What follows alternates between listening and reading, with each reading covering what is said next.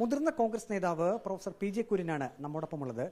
Sir, Nilambur ഉപതെരഞ്ഞെടുപ്പ് UDF സജ്ജമാണോ, പ്രത്യേകിച്ചും കോൺഗ്രസ്? പിന്നെ തികച്ചും സജ്ജമാണല്ലോ, തികച്ചും സജ്ജമാണ്. വളരെ നല്ല ഭൂരിപക്ഷത്തോട് UDF അവിടെ ജയിക്കുകയും ചെയ്യും.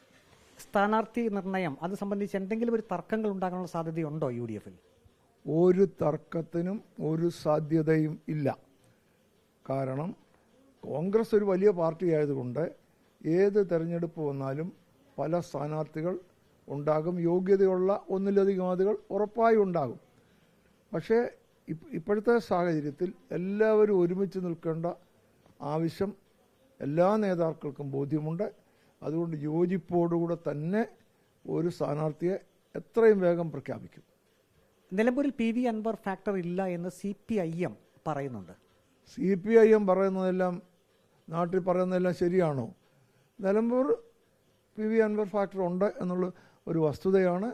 അതിനകത്ത് യാതൊരു സംശയവുമില്ല. ആ PV അൻവർ ഇപ്പോൾ UDF-ൻ്റെ കൂടെ ചേരുന്നു എന്നുള്ളതുകൊണ്ട് വലിയ ഭൂരിപക്ഷത്തോടെ UDF-നെ ജയിപ്പിക്കാൻ കഴിയും.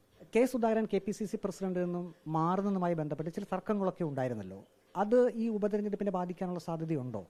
തർക്കങ്ങളൊന്നുമില്ല. കോൺഗ്രസ് ഒരു ജനാധിപത്യ പാർട്ടിയാണ്.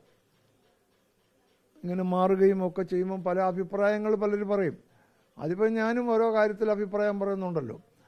പക്ഷേ അത്തരം അഭിപ്രായ പ്രകടനമൊന്നും പാർട്ടിയോ തെരഞ്ഞെടുപ്പിനെയോ ബാധിക്കത്തില്ല.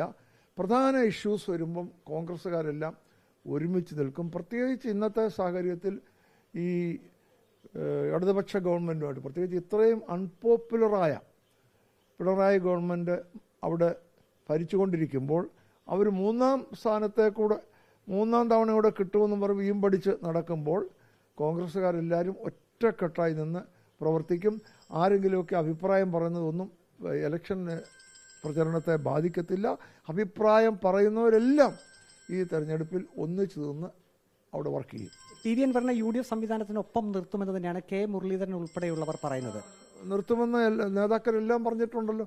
ഇന്ന് നമ്മുടെ പ്രതിപക്ഷ നേതാവ് ശ്രീ VD സതീശന്റെ സ്റ്റേറ്റ്മെന്റ് ഞാൻ കണ്ടു.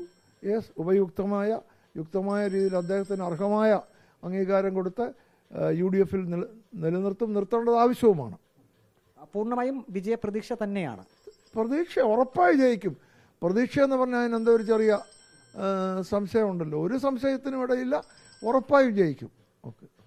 നിലമ്പൂർ ഉപതെരഞ്ഞെടുപ്പിൽ UDF സ്ഥാനാർത്ഥി വിജയിക്കുമെന്ന് തന്നെയാണ് മുതിർന്ന കോൺഗ്രസ് നേതാവ് പ്രൊഫസർ പി ജെ കുര്യൻ വ്യക്തമാക്കിയിരിക്കുന്നത്.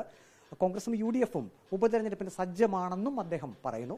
വീഡിയോ ജേർണലിസ്റ്റ് അജി കുടുംബനൊപ്പം reporter Praveen Purushothaman. In reporter, Pathanamthitta.